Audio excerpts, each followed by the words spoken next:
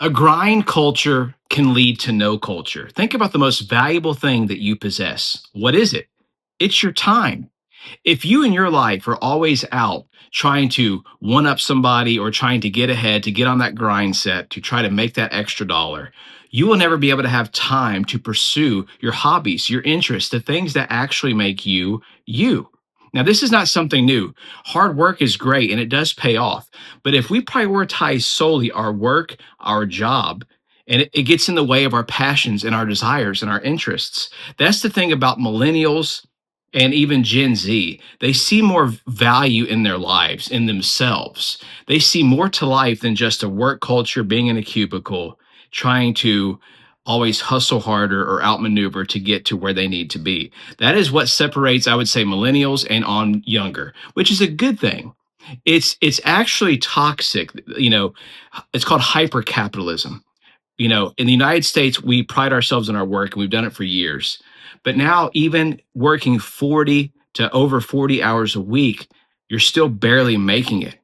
And there was a time where you could go work in a factory in the 60s and 70s, have a union job, have the things that you needed, 1 to 2 weeks vacation, have 1 to 2 cars on one person's income. And so, unfortunately, through marketing campaigns, especially on YouTube and other social media apps, you have the gurus, the hustle hard culture, which I think is actually dying. I think hustle culture is dying. People are waking up, especially Gen Z, to wait a second. Hard work is good to an extent, but if I'm literally sacrificing all of my time to get to work, by the time 5, 6 o'clock rolls around, after I've worked an 8 hour day, 9 hours, if the lunch break is or isn't included, I have nothing going for me. I have nothing to show for it. I'm not doing any of my passions. So you could hustle and work hard, with 2 jobs. Doesn't mean you're actually financially going to make it or get ahead or be at the place that you want to be. So I'm so thankful to have the mindset that I do have. It's good to work hard, but at the same time, it shouldn't always take away from your passions, your desires, your interests, the things that you value, your family. The most valuable thing you possess, again, is your time. And so it's precious. We want to be able to enjoy our hobbies, enjoy our interests. And you could be working so hard, but then you put that side project in, the thing that you actually want to do, and meaning take extra classes, get your master's degree, whatnot. And there's only so much time in a day, and it's become so toxic. But I think a lot of people are actually waking up to the fact that, wait a second, these guys are not the way. This is all basically BS. And there's more to life than that. We can enjoy our lives. Very optimistic that people are becoming enlightened to this fact that a lot of people are buying into the fact that a lot of these people were toxic. They came on here, tried to sell us their shtick that working hard is going to get you to where you need to be all the time. No, it actually doesn't. Unfortunately, life happens, and there are financial things that you will have no certainty of. Family, medical emergencies, you losing your job, you getting fired from your job, or you don't know what life's going to hold. And what happened for so many years was you had these financial experts come online, tell you what you needed to do without really having the slightest clue, or never even having really lived in the real world. Let's not forget that a lot of the times that people are super successful, not all the time, but a lot of the time, it wasn't so much as grinding themselves, but they came from money or inherited wealth. And I'm not knocking that. I'm just saying it's really easy for people that already have those connections, because in life, that's another thing. It's not always what you know, it is who you know. And that goes for a lot of careers. I mean, the only thing you really need to know things in life, like for professional references, is being a doctor, medical doctor, being an engineer, and being a lawyer. You have to have certifications for those kinds of fields. Those are things you definitely have to have an education in. But some other fields, it's not necessarily what you know, it is who you know to help you pull the strings to get the job that you want. And so thankfully, things are coming to light that, wait a second, I only have so much time on this earth.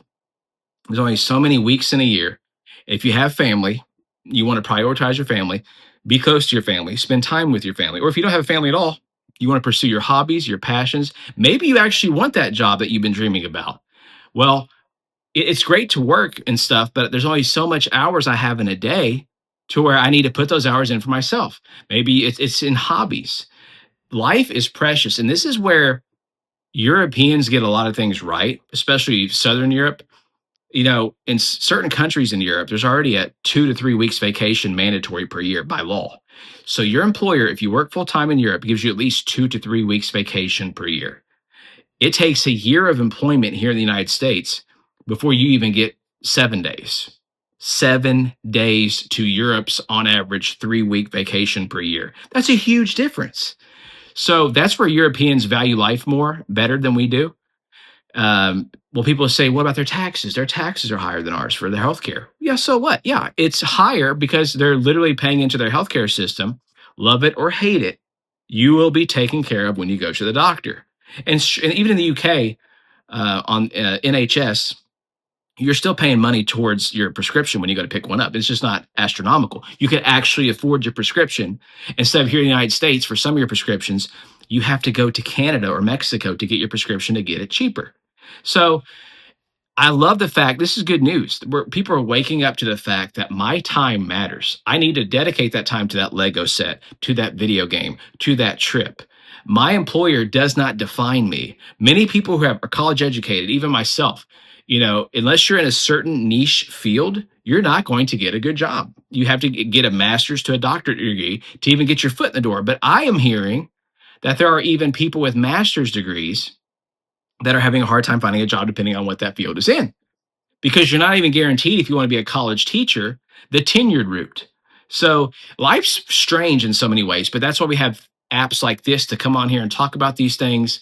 People, the truth will be revealed to people. People see it for themselves. Darkness is always outdone by the light. The light will always lighten a darkened room. And I think that grind culture is dying. And I think this is great news for the entire world, especially for the United States. And so I ask people, what is the most valuable thing they possess? They don't know right off the top of their head. They'll think about maybe family, their house, their job. No, the most valuable thing you possess is your time. Spend that time when you're not working, doing that hobby you want to do, taking those extra classes. Prioritize those things. That's what makes you you.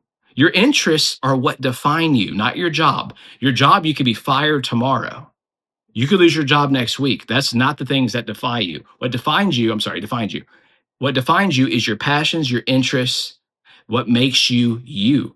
And so I'm thankful going forward that this grind culture is dying. It doesn't lead to culture. That does not lead to culture. A culture is what defines an era, a movement, whether it's the music of a movement, of an era, the movies, the art. And you can't do those things when you're always working. You can't even define what culturally is going to define us the last 5 to 10 years. Nothing. Smartphones, LinkedIn, the music culture, everything is like sort of died away. We have nothing that defines us. Before social media, we had going out, going to movie theaters, going to skating rinks, being outside half the time you weren't inside, getting on MySpace. We had things that actually defined a generation. Now we don't have anything that really defines this generation because everything's LinkedIn, either online, and even on the work stuff you're getting online. It's work culture, grind, grind, grind. Get that house, get that car. Hyper consumerism because of being on apps like LinkedIn, where your employer wants to know where you're at. Facebook wants to know where you're at. We're in this hyper, gotta outsmart, gotta work, grind, grind, grind to pay the bills. And life was not intended to be that way. But we can rest assured that those things are changing and that, people are prioritizing what is important. And that is your life, your interests, what makes you you. Let me know in the comments what you think. Are you grinding your life away, or are you pursuing your interests, pursuing your passions, working on those classes to get that other kind of job that you want on the side that can help you do the things that you actually want to do instead of things that you're forced to do just to make ends meet? Let me know in the comments what you think.